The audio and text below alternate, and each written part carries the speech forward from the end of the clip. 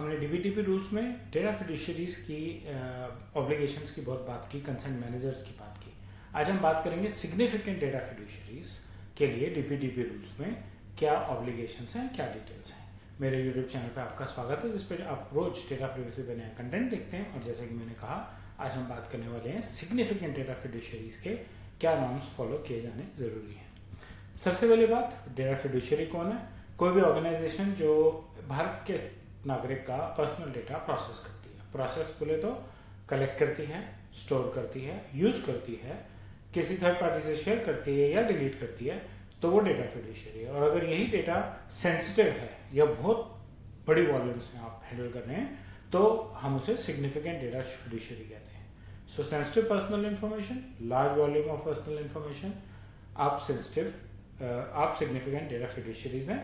Norms थोड़े से strict हैं जब आप सेंसिटिव इंफॉर्मेशन की बात करते हैं। जैसे फॉर एग्जांपल हेल्थ केयर का रिकॉर्ड जो है उसको सेंसिटिव में गिना जाता है। हेल्थ केयर रिकॉर्ड की अगर मिसयूज हो जाए, चोरी हो जाए, तो मुझे बहुत नुकसान हो सकता है।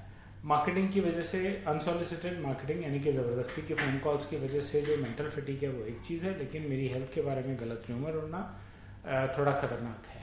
इसलिए उसको हम सिग्निफिकेंट सेंसिटिव डेटा मानते हैं और सिग्निफिकेंट डेटा फिड्यूशरीज गिनते हैं हेल्थ केयर प्रोवाइडर्स को। फाइनेंस, किसी को मेरी गलत तनख्वाह पता है, किसी को मेरा गलत फाइनेंशियल स्टेटस पता है, किसी के साथ मेरी बैंकिंग और क्रेडिट कार्ड डिटेल शेयर हो गई और उसने मिसयूज कर ली, तो हाईली सेंसिटिव है, तो सिग्निफिकेंट डेटा फिड्यूशरी है फाइनेंशियल कंपनी। सोशल मीडिया के पास इतना पर्सनल डेटा है जिसका कोई हिसाब ही नहीं। करोड़ों में तो यूजर्स हैं, यूजर्स का आपको नाम पता है, फोन नंबर, ईमेल आईडी तो मिनिमम होगा ही होगा आपके पास, जो उसका पर्सनल है, राइट। फोन नंबर भी होगा, कंट्री और सिटी होने का भी पूरा स्कोप है अगर मैंडेटरी है तो सोशल मीडिया प्लेटफॉर्म्स जो हैं वो सिग्निफिकेंट डेटा फिड्यूशरीज हैं। और हाई सिक्योरिटी एरियाज जहाँ बायोमेट्रिक्स यूज होते हैं वो भी सिग्निफिकेंट डेटा फिड्यूशरीज में आते हैं। और भारत सरकार चाहती है कि सबसे पहली बात वो डेटा प्रोटेक्शन ऑफिसर अपॉइंट करें। डेटा प्रोटेक्शन ऑफिसर क्या करता है, उसके क्या रोल्स होते हैं, मैं अपनी प्लेलिस्ट यहाँ टैग कर दूंगा, डिस्क्रिप्शन में भी डाल दूंगा। डेटा प्रोटेक्शन ऑफिसर जो है वो भारत में बेस्ड होना चाहिए, भारत के बाहर का नहीं होना चाहिए। उस कंपनी को अपने यहाँ रेगुलर ऑडिट्स करने चाहिए और डेटा प्रोटेक्शन इम्पैक्ट असेसमेंट करनी चाहिए। Data protection impact assessment sensitive data के लिए की जाती है, ये जानने के लिए कि हमारी कंपनी में जो प्रोसेसेस इस्तेमाल किए जा रहे हैं, कहीं उनसे डेटा ब्रीच का चांस तो नहीं है, कहीं किसी एक भी यूजर को कोई रिस्क तो नहीं है। अगर रिस्क है तो मिटिगेशन प्लान क्या है, आने पे हम उसको कैसे संभालेंगे, ग्रीवेंस रिड्रेसल मैकेनिज्म कैसा रहेगा। डेटा प्रोटेक्शन बोर्ड चाहता है कि अगर जब भी आप ऑडिट करें और डीपीआई करें तो आप उसकी सिग्निफिकेंट ऑब्जर्वेशंस बोर्ड के साथ शेयर करें, राइट। और ये आपको कम से कम साल में एक बार करनी है। बाहर के देशों में डेटा प्रोटेक्शन इम्पैक्ट असेसमेंट की फ्रीक्वेंसी 3 से 6 महीने भी है, डिपेंडिंग ऑन कि आपका डेटा कितना ज़्यादा सेंसिटिव है। एज अ बेस्ट प्रैक्टिस भी आपको ऐसा करना चाहिए, लेकिन भारत सरकार को आपको साल में एक बार रिपोर्ट करना है। साल में एक बार उस दिन से जिस दिन से आपको सिग्निफिकेंट डेटा फिड्यूशरी का टैग मिल गया या जिस दिन से कंप्लायंस ऑन हो गई है।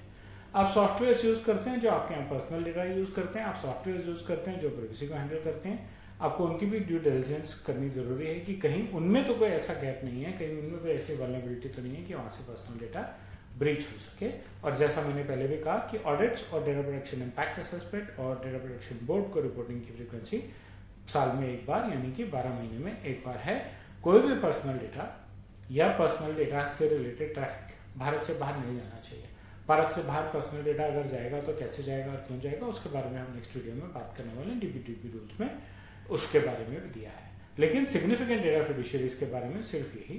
मुझे उम्मीद है आपको मेरा कंटेंट अच्छा लगा होगा। आप बेल और लाइक आइकन दबाएं, मेरे चैनल से सब्सक्राइब करें और अपना फीडबैक कमेंट सेक्शन में शेयर करें। धन्यवाद।